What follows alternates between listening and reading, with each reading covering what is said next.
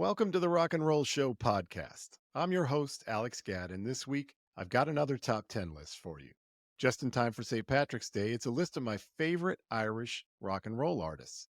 Ireland has produced more than its fair share of rock and roll musicians over the years, which only seems right given the powerful influence traditional Irish music has had, influencing both American folk and country music, which in turn were significant influences on rock and roll.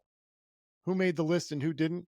It was a fun project to undertake, and I came up with what I think is a pretty solid list. So please join me for a St. Patrick's Day inspired list of my 10 favorite Irish rock and roll acts coming up right now.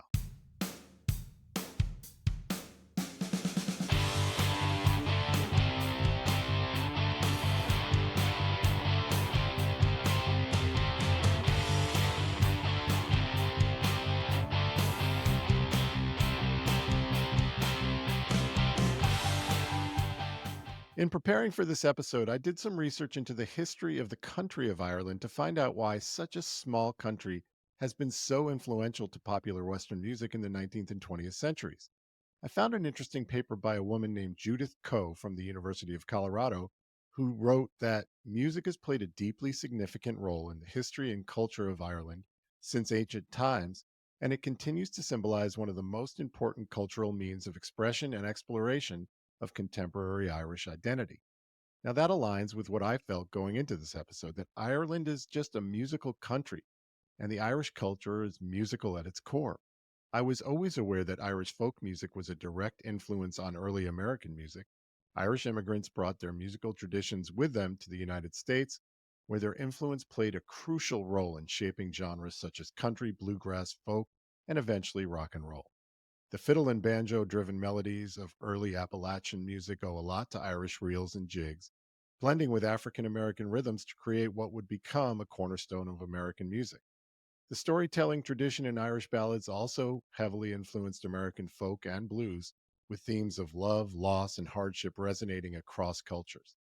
Without Irish music as a foundation, many of the most beloved American musical traditions might not have evolved in the same way. And so, with St. Patrick's Day coming up, I set out to do a top 10 favorites list inspired by the holiday, which in the US allows all Americans to be a little bit Irish at least for a day.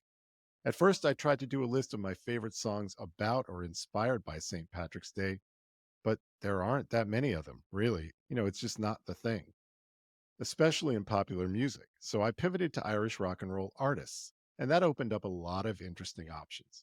Of course, I'm going to include U2 on the list. That's an obvious choice and an act that I've appreciated for most of my life.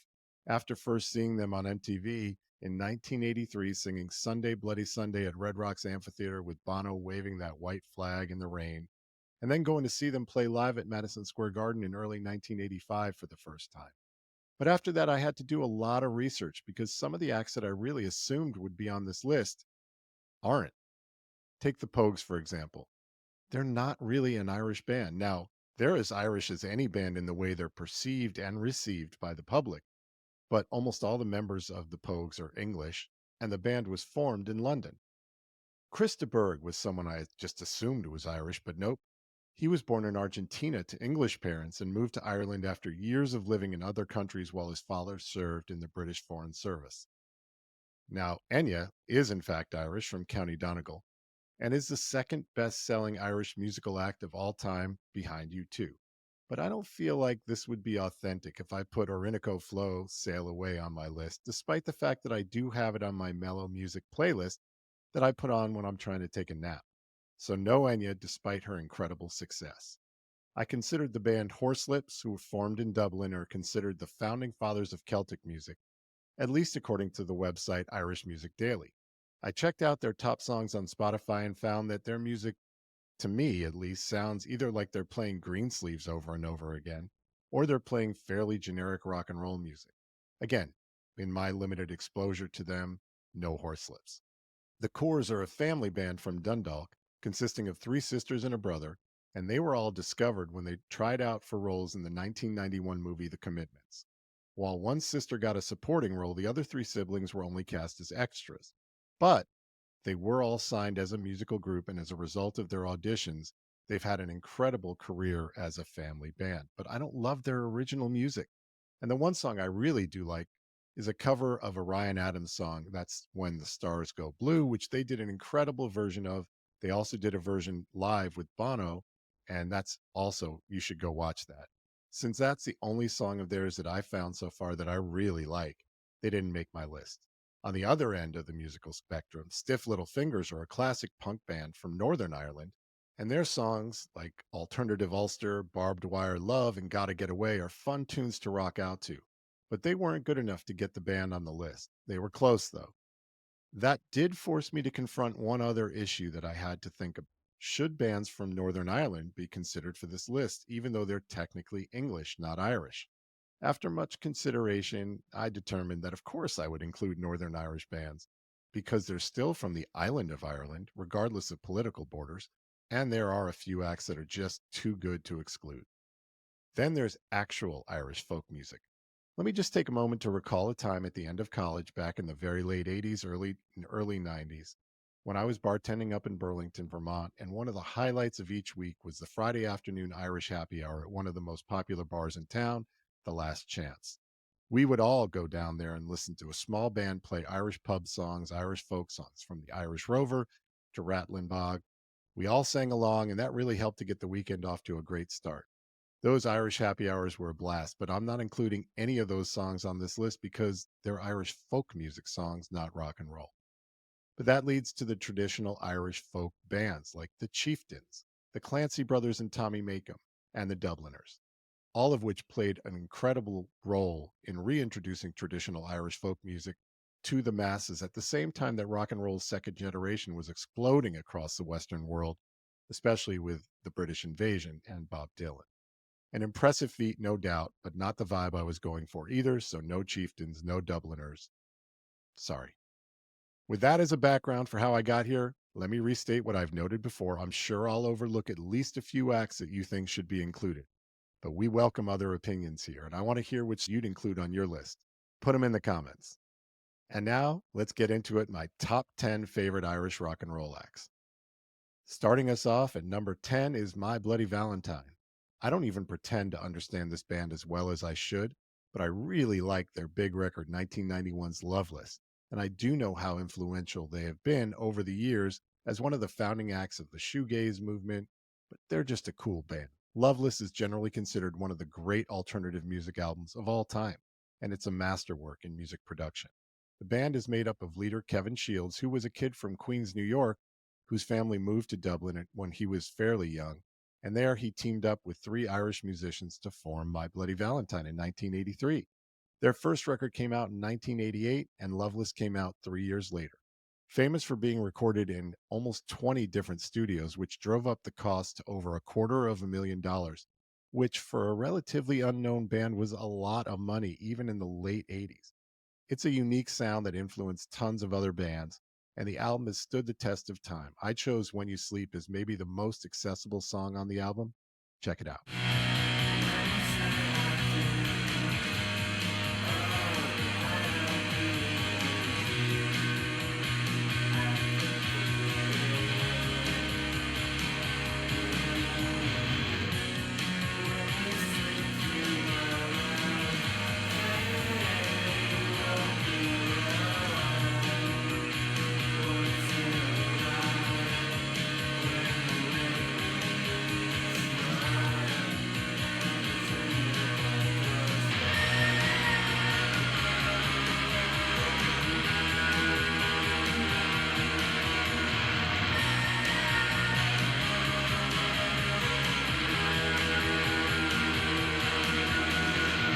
Coming in at number 9 on our list is Andrew Hosier Byrne, or Hosier. Born on St. Patrick's Day in Bray in County Wicklow, Hosier put out music that's a solid mixture of folk, soul, blues, and even a little gospel in there. And while he's a newer artist who's only been on the scene for a little more than a decade now, his talent is immense. He has a great voice and a skill for writing pop songs that shows an innate understanding of social issues without any preaching. Hosier skipped his college exams to go record his demo, which got him kicked out of Trinity College in Dublin. But those demo recordings included the song Take Me to Church, which quickly became his first big international hit, and probably the one you know him best for. He's one of my daughter's favorite artists, and I really like some of his songs. She's exposed me to a lot of them. I chose Nita Cried Power here to share with you, which is my favorite of his songs and incorporates a little bit of that gospel with a modern pop arrangement. It's a powerful song, referencing Nina Simone's great song Sinner Man. And this clip features the amazing Mavis Staples singing with Hozier and his band. It's not the war, but what's behind it. Lord, the fear of fellow man is a mere assignment, and everything that we're denied by keeping the divide. It's not the waking, it's the rise. And I could cry.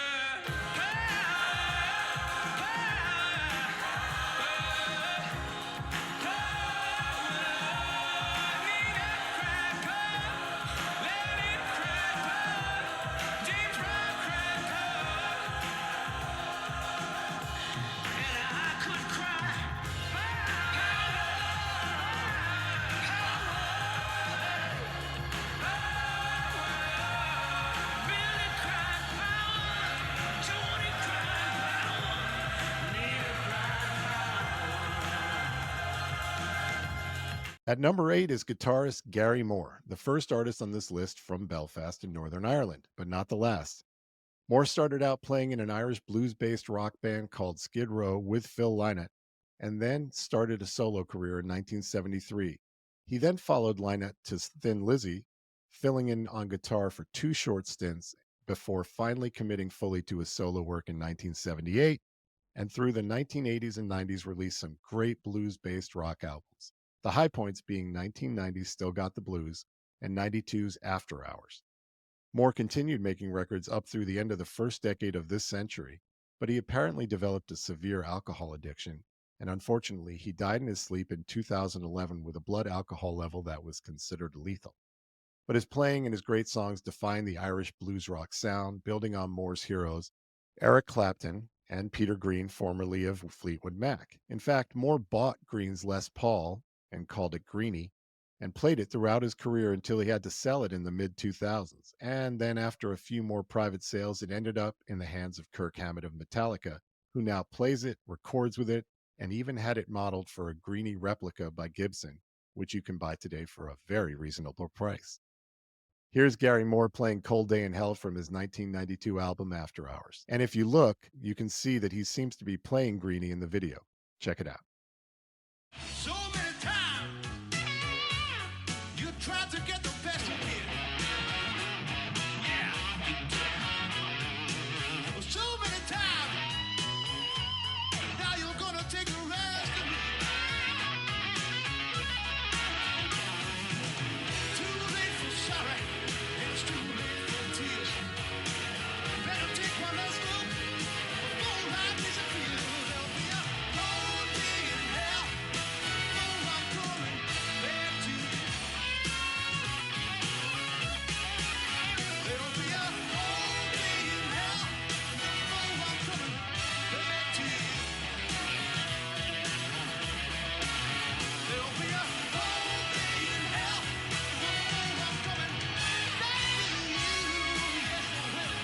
In the 7th spot, it's Rory Gallagher, another blues rock guitarist who left a band to start a solo career that ultimately defined who he was as a musician. Born in Ballyshannon and raised in Cork, Gallagher was a self taught prodigy who made a name for himself in the late 1960s with his power trio Taste. After they split up, he launched a solo career in 1971 and quickly became known for his fiery guitar work, passionate live performances, and raw blues infused songwriting. He was considered a road warrior, playing more than 200 shows per year during his heyday, and his playing influenced a lot of your and my favorite guitar players, from Brian May and Alex Lifeson to Slash and the Edge to Joe Bonamassa. He's been referred to as the greatest guitarist you've never heard of, and he's considered an Irish music treasure. Gallagher kept recording and touring until the 90s when his fear of flying and his health problems started to catch up with him. He was found to have liver failure, and while he was waiting for a liver transplant, he contracted MRSA and died in 1995. He never achieved the fame or fortune that other players of his stature did, but his legacy as one of Ireland's greatest musicians remains, and there are no less than 3 full-size statues of him around Ireland, according to what I've found. Interestingly, like Gary Moore, Rory Gallagher also played a distinct guitar, a 1961 Stratocaster that he bought used in 1963. This guitar became his primary instrument, about which he once said, "This is the best. It's my life. This is my best friend." He played it so much that most of the finish was worn off, and it was just auctioned off last year by his brother, who was also his former manager. And his brother sold it to an Irish businessman for £700,000 with the understanding that the guitar would be kept in Ireland and put on display at the National Museum of Ireland. And I believe it's going to be put on display later this year.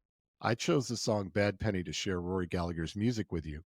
The video's from 1982, so maybe you'll forgive the quality of the image, but Rory Gallagher is just great. Like a wave, when it spins around and around.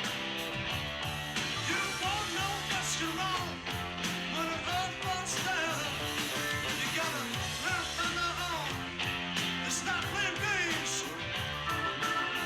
Ought to keep on moving. Gotta spin on your way.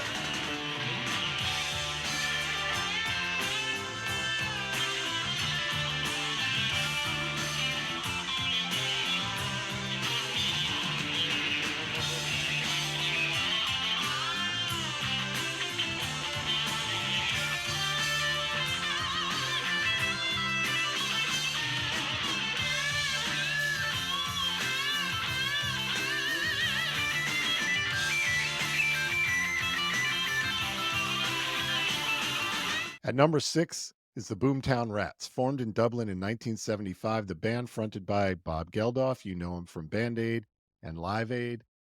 The band became one of the defining acts of the late 70s and early 80s, blending punk energy with a new wave style. They weren't just another punk band trying to ride the wave of rebellion. The Boomtown Rats had ambition, intelligence, and a keen sense of social awareness, kind of set them apart. Their breakthrough song came in 1978, the single Rat Trap, which was the first ever UK number one single by an Irish rock. But it was 1979's I Don't Like Mondays that cemented their place in rock history. Inspired by a tragic school shooting, the song became a worldwide hit. The band continued to evolve throughout the early 80s, with albums like The Fine Art of Surfacing and Mondo Bongo, pushing their sound into more sophisticated and experimental territories. Beyond their music, the Boomtown Rats made a cultural impact that extended far beyond the charts. Geldof, of course, went on to star as Pink in Pink Floyd's The Wall movie, and then he organized Live Aid, the biggest charity concert in history, proving that rock musicians could use their platform for more than just entertainment. Just on the music alone, the Boomtown Rats left a legacy behind of bold, intelligent rock that challenged the status quo while they faded from the spotlight by the mid 80s amidst Geldof's efforts to combat global hunger. Their excellent songwriting, infectious energy, and willingness to push musical boundaries put the Boomtown Rats firmly on the list of the coolest Irish rock acts. Here's my favorite track of theirs, 1981's Up All Night. African jungle, big city street. The only real difference is in the people you meet. Up all night, staying up all night, up all night, staying up all night. It's an agreeable town. It's neat and sedate. Why even the muggers are off the streets by 8. Up all night, staying up all night.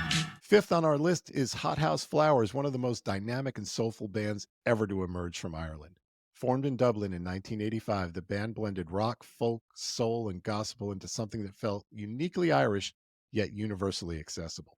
Their ability to fuse these genres with deep emotional intensity made them stand out in a crowded late 80s rock scene.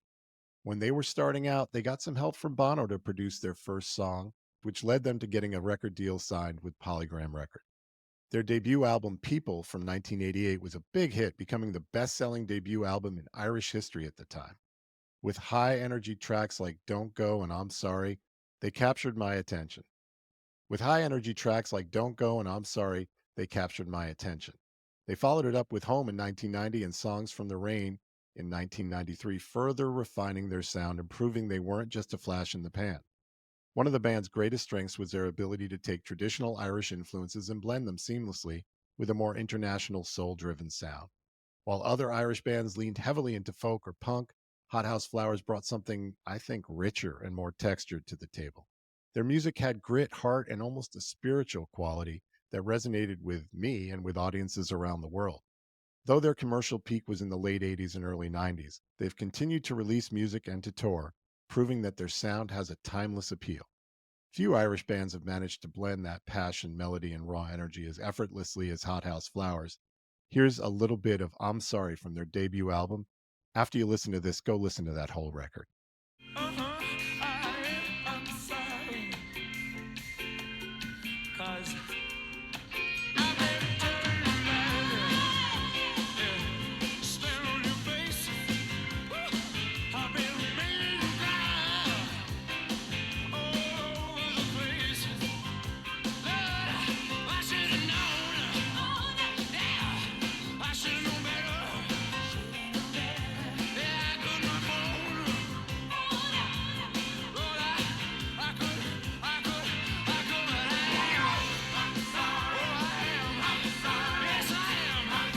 Oh, Lord, believe me. I am. You betcha I am. Well, I am. Oh, you know I'm crazy. Sorry, baby.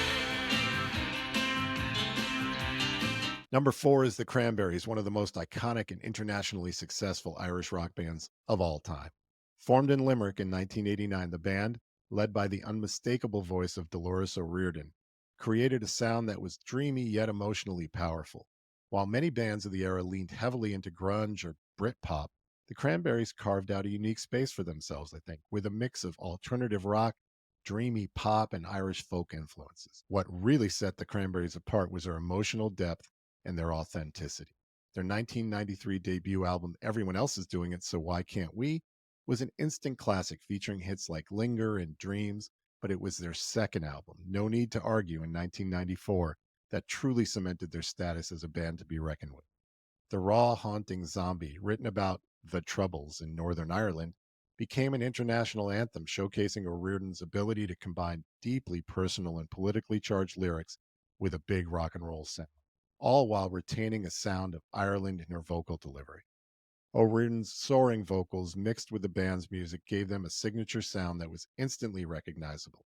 Unfortunately, O'Riordan passed away in 2018 unexpectedly at the age of 46, but the band's legacy remains strong. Here's a little bit of Zombie from a show in 1999.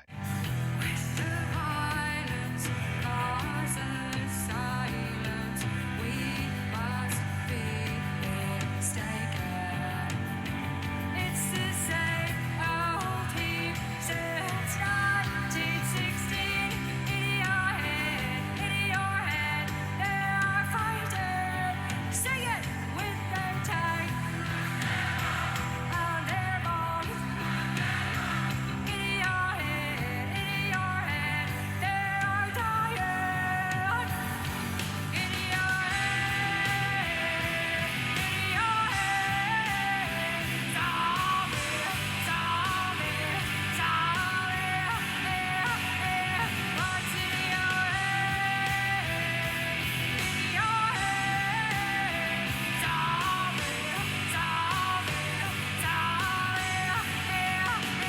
Zombie. Coming in at number 3 is Thin Lizzy, one of the greatest and most influential rock bands ever to come out of Ireland. Founded in 1969 by Phil Lynott and drummer Brian Downey, the band quickly developed a reputation for their twin guitar harmonies, hard hitting rock sound, and Lynott's unmistakable voice. Their breakthrough, however, came in 1976 with the Jailbreak album, featuring the band's two biggest hits, the title track and their signature song, The Boys Are Back in Town, a song that remains one of the most recognizable rock tracks of all time.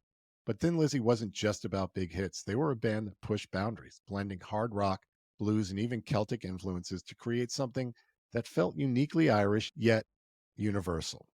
Thin Lizzy was instrumental in shaping the future of rock and of metal. Their dual lead guitar style, pioneered by Scott Gorham and Brian Robertson, became a blueprint of sorts for the new wave of British heavy metal bands, including Judas Priest, Def Leppard, and Iron Maiden. And at the heart of it all was Phil Lynott, one of the coolest, most charismatic frontmen in rock history, who brought a swagger that demanded your attention. Now, it's true that Phil was born in England, not in Ireland, but his mother was Irish, and by the time he was 8 years old, he had been sent back to live in Dublin with his grandparents, while his parents stayed in England. So he qualifies for this list, at least according to me. Sadly, his untimely death in 1986 cut the band's story short, but their music lives on. Early in their career, they covered a traditional Irish folk song called Whiskey in the Jar, which Metallica later covered as a tribute to them. Number 2 on the list is Van Morrison, one of the most legendary and influential musicians to ever come out of Ireland.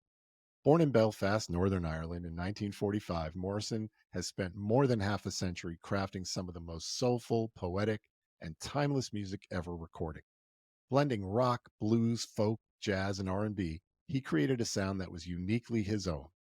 His breakthrough came with the 1967 hit Brown Eyed Girl, but it was the next year's Astral Weeks that truly cemented his legacy. That album, a mesmerizing mix of folk, jazz, and stream of consciousness poetry, is widely regarded as one of the greatest records of all time. And then he followed that up with Moondance in 1970, which leaned more into the blue-eyed soul vibe and gave us classics like Into the Mystic and the title track. Morrison's music is marked by his unmistakable voice, a powerful, expressive instrument of its own that can go from gritty blues growl to tender croon in the same song, even in the same line. His ability to channel deep emotion into a song set him apart, making tracks like Tupelo Honey and Have I Told You Lately timeless classics.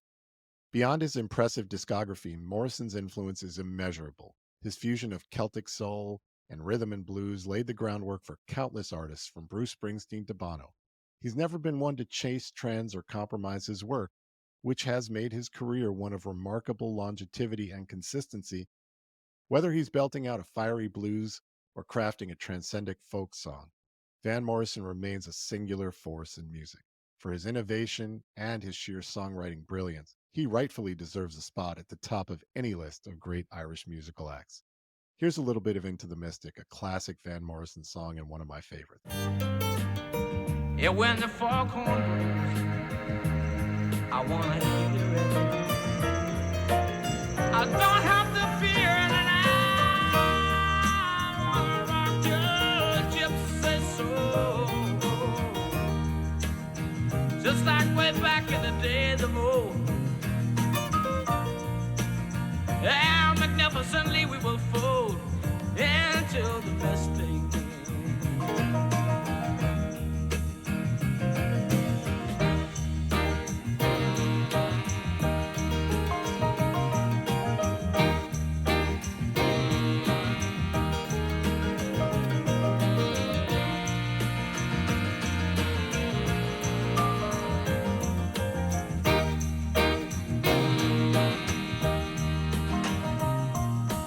Before we get to the somewhat obvious number 1 band on our list, I wanted to note some of the other great acts that deserve a mention when talking about this subject. Many of the acts I mentioned in the introduction deserve your consideration, as do Irish American acts like Dropkick Murphys and Black 47.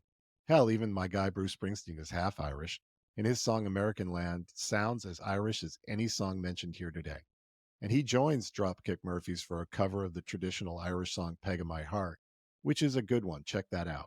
Anyway, getting back on track, the number 1 band on our list of my top 10 favorite Irish rock and roll acts is Dublin's own U2.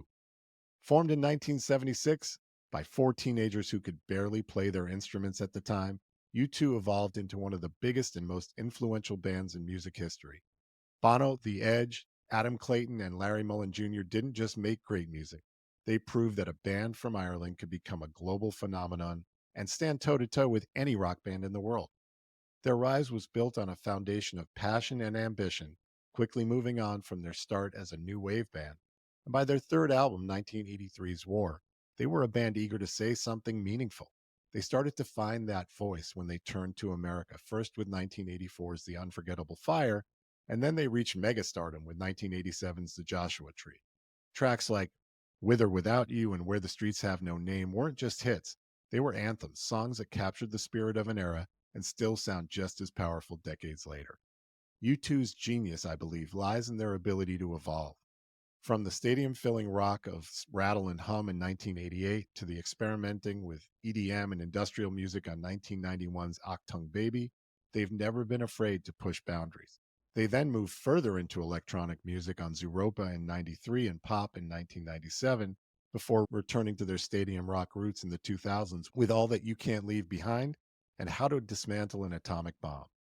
Beyond the music, U2's influence extends far beyond the stage. Bono, especially, has become one of the most recognized activist musicians in history, using his platform to fight for human rights, AIDS relief, and global poverty. Whether you love or hate their politics, you can't deny that U2 has always aimed for something bigger than just rock and roll. No other Irish band has had the longevity, cultural impact, and sheer number of unforgettable songs that U2 has. U2 stands at the top of our list as one of the greatest Irish rock bands of all time. But which are your favorites? There's plenty of room for other opinions here at the Rock and Roll Show podcast, so please let me know what you think in the comments. And that's it for this week's episode. Thank you for joining us. We'll be back next Tuesday, and if you like what you heard today, we'd appreciate it if you would like and subscribe or follow to make sure you get notified about every new episode. And please tell your friends. Also, a reminder that we release a playlist for every episode, so look for the Rock and Roll Show podcast playlist on Spotify every week, this week featuring the songs that I mentioned here today. So please check that out. Additionally, as I mentioned, we want to know what you think, so please leave us a comment. We'll try to respond to every one of them. The Rock and Roll Show podcast is a World Highway Media production. I'm your host, Alex Gadd, and until next time, have a fun and a safe St. Patrick's Day, and remember that life is short, so get those concert tickets.